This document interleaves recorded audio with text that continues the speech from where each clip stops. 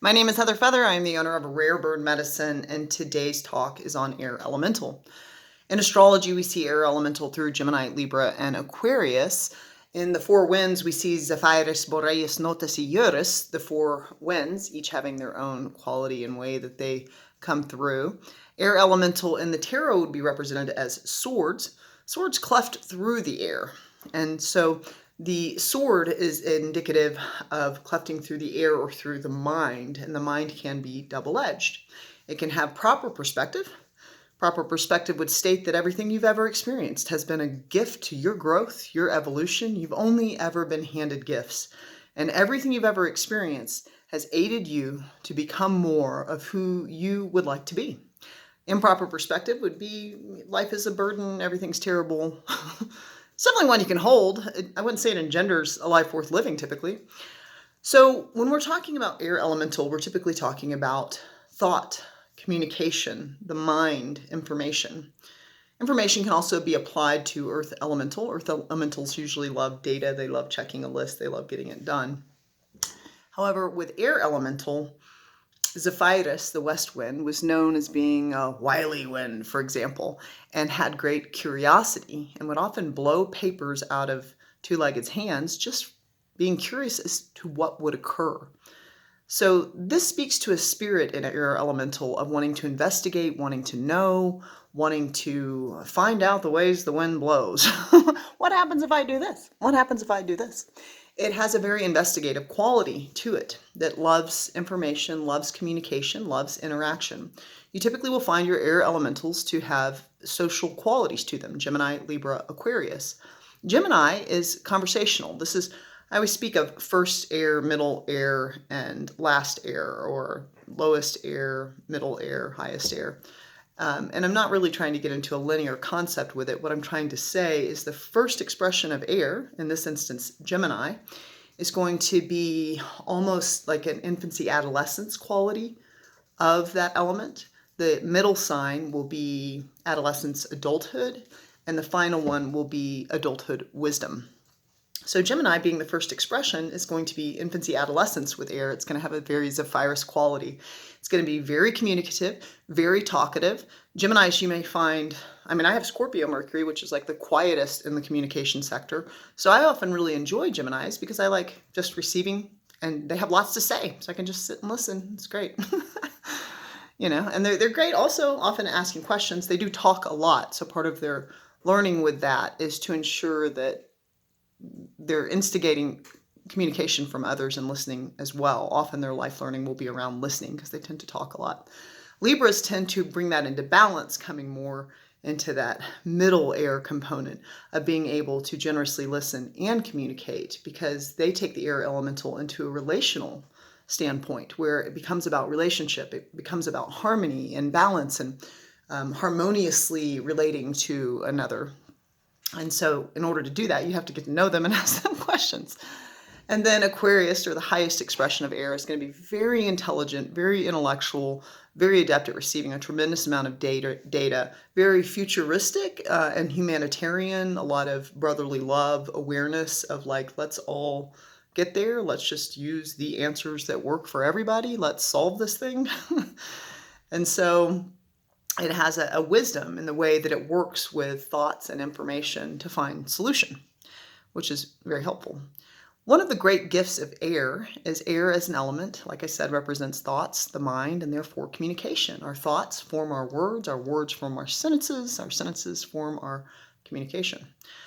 So is there any way that you've found that you suppress your communication because you feel like you don't have a lot of air elemental? It's like, I don't really know how to say this, or I don't know how they're going to take it. I've received many great mentors, many great teachings throughout my life. One great teaching is that you are never responsible for how another person responds to life.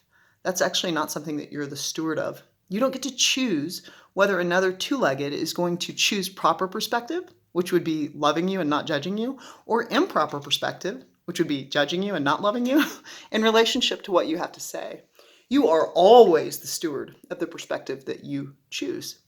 So I would say it could be more precious and more valuable to authentically share yourself, share your communications, develop the life skill of communication by being in an active practice in it, rather than holding back because you have concern about how you might be received. One of the great things I've learned around this piece of communication is to always start with a difficult thing. If you notice there's something you want to say and you feel, like I have Cancer Mars and I have Cancer Moon, I can be defensive. I can be a little defensive. And I'm pretty hard on myself.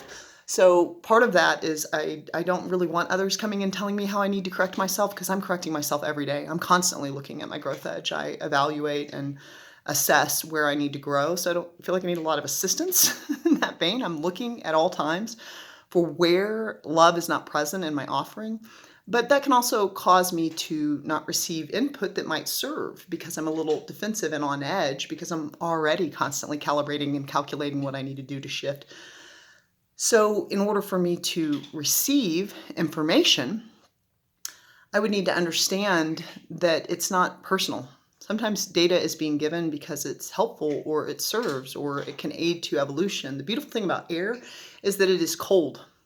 It's not like taking a bath, or it's typically cold. When it's windy, it's cold. That can really slice in. The beauty of that cold quality is that with air comes logic, it comes intellect, it comes the ability to process data, information, and facts without getting emotionally attached to the data you're processing. So the ability to go, that's interesting data. For example, I've had data at times from people that I'm very, very quiet. I've had actually family members during holidays like, wow, you're so quiet, you don't say anything. And I've also had data that I'm very loud. Heather, you're being very double fire right now, and you're being super loud. The beauty of being a paradox box. What I can say about this piece is that data aids me. It aids me in my own self-evaluation, self-reflection, self-consideration for my own evolution, which I think about on a daily basis, to consider in the many things that I'm monitoring of self. Volume. Volume is one of the things I want to consider. What's the context I'm in right now? Is it a quiet one or is it a loud one? And so I work to be more mindful on that topic because I receive feedback. Doesn't mean I'm an expert at it. Does mean there are times when I'm outside with a child or a dog and I'm like, yay, bark, yell, wee. And I can realize the context of this is the right time to get loud. This is where we tell humans are allowed to be loud. And also, being able to receive that feedback without criticizing myself, attacking myself, feeling sensitive and emotional, because my beautiful Cancer, Mars, and Moon causes me to be deeply emotionally intelligent, sensitive, and defensive, but it also causes me to be sensitive. It does mean I can sometimes take data or facts or information personally. It can feel like an arrow, of data, like, oh, thanks. I, got that data. It's in me now. And now I have to get this arrow out of my body. And data isn't always personal. We can also choose proper perspective and choose that, well, I'm just being given information to help me grow, to help me to know. I remember during the fires, there were fires in California when I lived there, and then there were fires again in this previous year, which my mom warned me about in a dream would be coming. And what I can say is one of the ways I've worked with air elemental as an elemental spirit, I first typically when fires are present work with rain. So Thor, Oya, goddesses, gods, signs, symbols, and clues throughout our history around water elemental. I pray to the water elementals that we activate rain, because it's the quickest route I can conceive of to put out the fires and also quell some of the smoke. But some residual smoke can often remain after a rain. And that's when I call to Sevirus, Boreas, Notus, Ioris, and I call to the four winds and I welcome them in and I ask them to cast away the smoke that we're breathing in each and every day so that everyone can have a greater ability to breathe. So you can work directly with air as an element and as a spirit, and you can put that in your wheelhouse as a way. We often say, like, I hate rabbits. If you're at a campfire and smoke is coming your way, that's a very Texas solution. And I was born near the wood rabbit and don't hate rabbits, and I don't like to state falsehoods. So what I often do is look at the direction I need. Oh, I need west wind to blow to move that away from my face. So it's Zephyrus, and I'll call on the west wind and invoke and invite and build a bridge and build a relationship with the air element from the west. And so that's one of the ways you can work with air elemental. Another way you can work with air elemental is to consider your thoughts, your words, your sentences, your communications. One of the things I do in my coaching sometimes is invite two-leggeds to record themselves when they're speaking. Literally, like if you're going to get in a conversation on a phone, hit your record button. Then when you get done with the conversation, listen to yourself. Who were you being? What were you saying? How were you saying it? How were you saying it?